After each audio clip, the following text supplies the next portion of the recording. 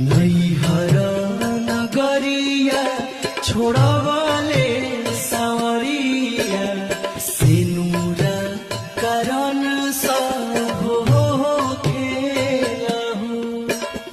नैहर नगरिया छोड़वाले सावरिया सिनुरा करन सब हो खेला हो।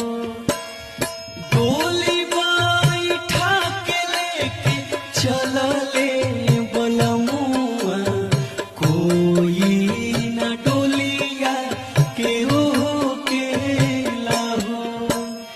नैहर